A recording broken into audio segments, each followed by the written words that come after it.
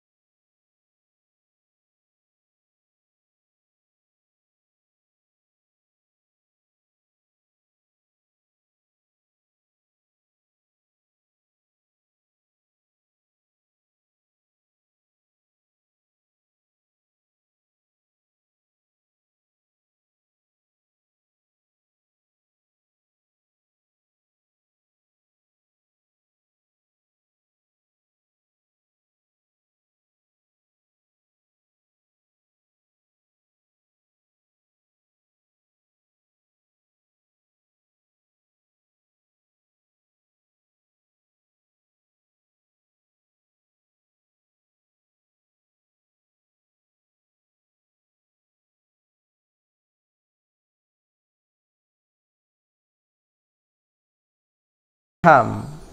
Secara terminologis, hak asasi manusia, HAM dalam persepsi Islam, merupakan hak yang melekat pada diri manusia yang bersifat kodrati dan fundamental sebagai suatu amanah dan anugerah Allah Subhanahu wa Ta'ala yang harus dijaga, dihormati dan dilindungi oleh setiap individu, masyarakat atau negara.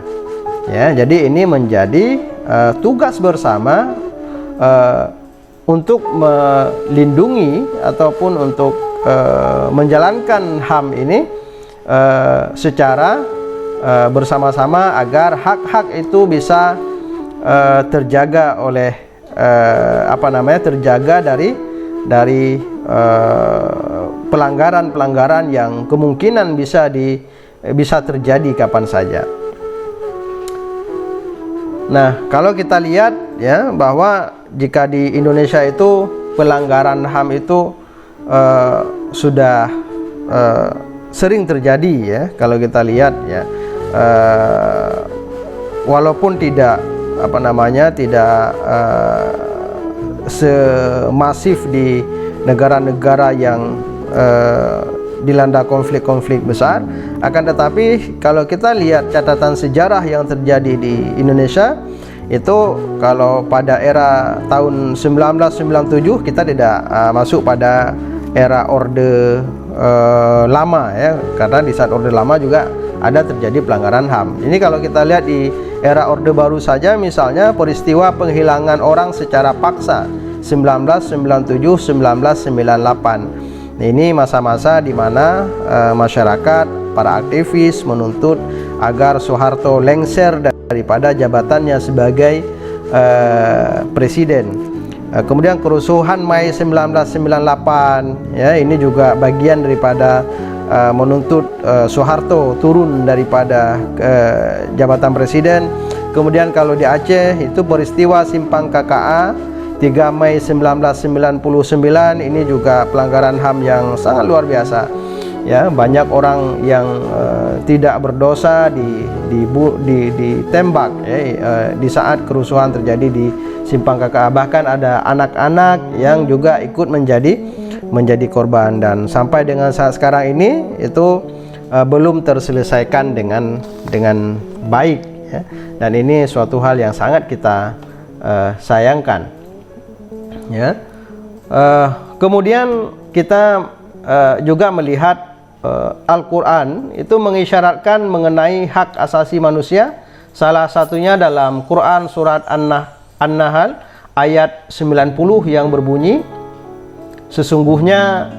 yang artinya sesungguhnya Allah menyuruh kamu berlaku adil dan berbuat kebajikan, memberi kepada kaum kerabat, dan Allah melarang dari perbuatan keji, kemungkaran dan permusuhan. Dia memberi pengajaran kepadamu agar kamu dapat mengambil pelajaran ya. Dalam surah ini sudah sangat jelas bahwa Allah menyuruh kita berlaku adil dan berbuat kebajikan, memberi kepada kaum kerabat, dan Allah melarang dari perbuatan keji. Jadi Islam itu sangat melarang ya, umatnya untuk berlaku tidak adil dan berbuat hal-hal yang keji. Jadi ini juga menandakan bahwa Al-Quran itu membuat penegasan tentang pentingnya menjaga hak-hak orang lain. Kemudian kalau kita melihat beberapa ayat, yaitu beberapa ayat Al-Quran yang membahas tentang HAM, misalnya surah Al-Maidah ayat 32 yang membahas tentang hak hidup. Kemudian terdapat dalam Quran surat Quran surah Az-Zariyat ayat 19 yang membahas tentang hak untuk memperoleh kebutuhan hidup dan hak ekonomi, persamaan hak dan kedudukan di hadapan hukum, yaitu terdapat dalam Quran surat An-Nisa ayat 1, serta masih banyak lagi ayat-ayat Al-Quran yang membahas tentang HAM. Nah, jadi dalam Quran surah Al-Maidah itu yang membahas tentang hak hidup, bahwa di sini Islam itu sangat menghargai hak hidup seseorang ya. Jadi nyawa seseorang itu tidak boleh diambil begitu saja, tidak boleh melakukan tindakan-tindakan yang dapat menghilangkan nyawa orang lain. Dan sudah sudah sepantasnya Indonesia yang mayoritas penganutnya adalah Muslim itu menjaga agar HAM itu terus bisa berjalan ya, dan tidak melakukan hal-hal yang bertentangan dengan ajaran Islam. Dan kalau kita amati kondisi politik kita di negeri ini dalam beberapa minggu terakhir juga dihebohkan dengan penembakan anggota FPI ya, yang saat ini sedang diselidiki oleh pihak kepolisian sendiri ya, walaupun di sini kepolisian menjadi pihak yang dituduh ya, walaupun ini belum ada kesimpulannya seperti apa, dan kita menunggu seperti apa proses yang akan terjadi. Kemudian pihak Komnas HAM juga sedang melakukan penyelidikan tentang tragedi ini. Ya tentunya ya kita berharap agar persoalan ini bisa dibuka ke publik dengan seluas luasnya ya, agar publik tidak curiga kepada pihak manapun, karena kita kepingin ya negara ini ya bisa aman, damai, tentram ya, tanpa ada kegaduhan apapun. Oleh karenanya para elit ya, saya rasa menurut saya itu harus terbuka kepada rakyat terhadap apa sebenarnya yang terjadi ya, karena rakyat pun sudah pintar ya, jadi jangan ada yang ditutup-tutupi ya, karena rakyat sudah bukan tidak mengetahui ya, akan tetapi rakyat sebenarnya bisa memahami apa sebenarnya yang terjadi ya. Akan tetapi untuk kepastiannya pihak penegak hukum, apakah itu kepolisian ataupun pihak lainnya, harus benar-benar ya melakukan investigasi dengan sebaik-baiknya. Oke, kita lanjut. Kemudian HAM Islam dan HAM Barat ya. Apa sesungguhnya yang membedakan HAM Islam dan HAM Barat?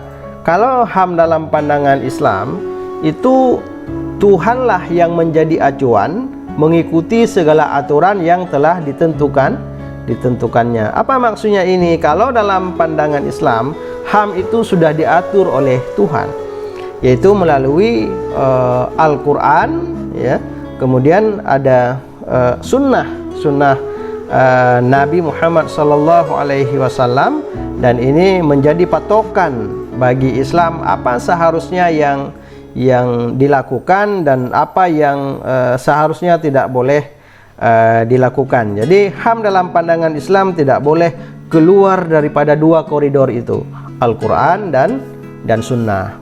Kemudian kalau HAM Barat yaitu manusia diletakkan sebagai sumbu utama. Apa maknanya? Bahwa aturan-aturan itu diciptakan oleh manusia ya, manusia yang merancang, dilakukan sebuah kesepakatan ya, kemudian itu dijalankan dan dipatuhi secara bersama-sama.